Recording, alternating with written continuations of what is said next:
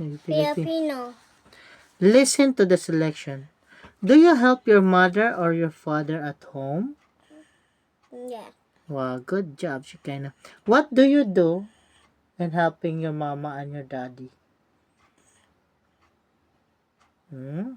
How do you help your mama? You clean the floor, wash the dishes, like that. You do like that? Yes. Very good. The following story is about a girl. It's about a girl or a boy? The Girl. It's about a girl and her mother. Her father or mother? Mother. It's about a girl and her mother. Find out if the girl helped her mother at home. Okay? And what happened to her? Okay. Where is Pina? He says.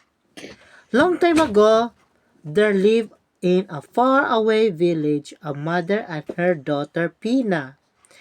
Pina's mother wanted her to learn how to do some household chores, so she trained her to sweep the floor, fold the clothes, cook rice, set the table, and many other things. Let's continue. Okay, what he do? Where is Pina? Says. At the end of the lesson, the pupils are expected to read words with the sound of sh, as in church. Okay? Sh, church. Like that. Identify meaning of words using configuration clues. Okay? Recall details of this selection. Form compound words and compare adjective using more, or less. Okay? Do you ever help in the household chores? Chores. Say chores. Say chores. Say chores. Home.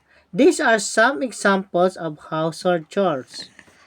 What is the example? Sweeping the floor and wa- washing the clothes and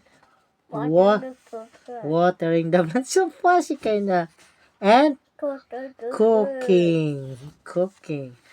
Which household which household's chore can you do? Which one you can do? What is that? Watering the plants. And another? No flowers. Watering the flowers. Okay. And another? Sweeping the floor, you know? No. Yeah, you know, you make vacuum. You know how to sweep the floor? Yes. No, there's no vacuum. Yeah, this one floor, you know, you And sweep. what's the vacuum? There, in the charts. And let me do it then. Okay. And how about washing? You know how to wash. I see you, right? Remember in your kid in our house, yeah. You wash clothes, right? Yeah. And shoes also, right? Yes. Now, And I see you also you sweep here, right? And there's a washing machine and now I do clean it. Okay. But cooking, you know how to cook? No. You should not do that yet, okay? It's dangerous. Remember, you help me to the egg. Yeah, but don't do that without the permission of dad and mom. Maybe it will cause fire, okay? He's old. It's a little bit big now. You're just taller than, right? Nice. It's fun, right? Peanut tried to do what her mother would ask her to do. However, she complained each time, "Mother, I am already tired." She would say, "Mother, I cannot see the broom." The broom, you know that broom? This one. Okay. "Mother, it's still very early." He's too much complain, not good child, okay? "Mother, I'm already sleepy." Is that you? Is that you? Sometimes her mother would just shake her head like this. "Pina, I do not know what to do with you anymore." It's not good now. Okay, what happened to her mom? One day, Pina's mother got sick. You're not even sick. She became weak. I'm always sick. No, the mother is sick, not Pina. Pina is the child, okay? One day, Pina's mother got sick. She became weak because of that Pina had to do most of the work at home. And she complained a lot. Mother, I cannot see the match, she said when she tried to cook. Mother, where is the pot? She asked. I cannot see the knife. Mother shook her head and said impatiently, Oh, Pina, I wish that you would have more than one pair of eyes, so that you would see things easily. Pina was quiet for a while. She was sorry that Mother became angry.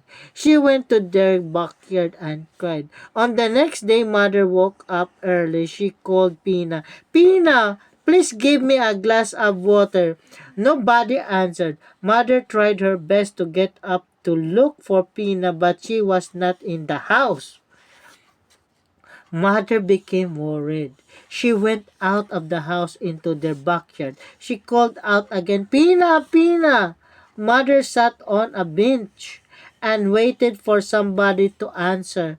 After a few minutes, she noticed a strange plant with a large flower. This was the first time that she had ever seen that plant. Okay? She went closer to the plant and looked at with curiosity. She noticed that the fruit seemed to have plenty of eyes. What that fruit have plenty of eyes? Pineapple, I believe, right? Her heart beat faster. She remembered Pina, and she remembered how she wished Pina would have many eyes. Okay, next. Since that time, the people got to know the pineapple of the fruit with many eyes. Okay? Okay, recalling details. Answer the following question or what did mother want Peanut to learn? What I did don't the know. huh? He want to cook. Another? He want to water the plants. Plant. And the next, he want to he want to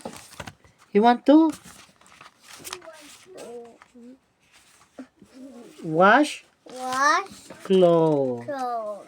And he want clothes. And he want to Wash sweep clothes.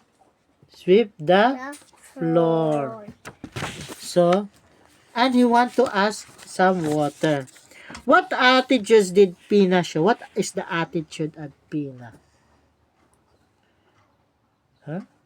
She is always, she is, no, he's happy. He's always complaining. He's always complaining. And he don't use her eyes to find. He just only, Mama! He want to raise. Where is the cup? He don't look. Where is the remote? He just only says. Remember last time I teach you how to find the remote? I put it there and you look your eyes. There, remember? Yeah. Yeah, that's the way how you will search. Use your eyes. Because your mama is always hearing Pina, give me water, he don't see where's the knife, where's the ano when cooking. So he don't use your eyes. What your mommy says? I hope you have plenty of eyes. And he become pineapple. Look, he became pineapple. Okay? So what happened when Pina's got sick? What happened when Pina's mother got sick? He got weak. He got weak, he's sick. He cannot. He already asked only for her Pina. Okay? Why mother get impatient with Pina? Why he get impatient, si Kaina? Why did mother get impatient with Pina? Why? Why? Tell me. Why get impatient? Because?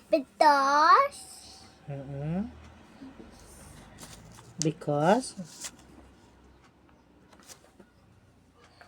Because? Because she always asks her mother, where is it? Okay? He did not use her eyes. What did Pina do? Eyes or eyes? Eyes. 2 eyes. You have 2 eyes, not only 1 eye, okay? What did Pina do? What did Pina do? Pina do? Yes. Cry. Right. He cried outside. No. Wait, that's the number 6. What happened to Pina? What happened to Pina? Tell me. He became? What happened to Pina? So, what happened to Pina? He can pineapple. Okay. Pen. Give your advice, Shikaina. Give your advice. If you are the elder sister or brother of Pina, wait, Shikaina. Wait, Shikaina, wait. I have asked questions. Still B. If you are the elder sister or brother of Pina, Shikaina, if Shikaina is the elder of Pena, okay, we are the elder sister of Pena, what advice would you tell her to Pena? Tell me. What advice to Pena? Tell your teacher.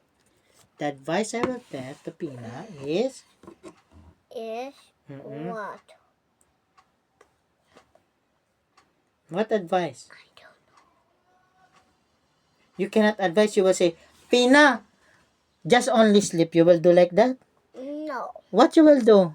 Pina, slap your mama. Like that? No. So what you will do to Pina?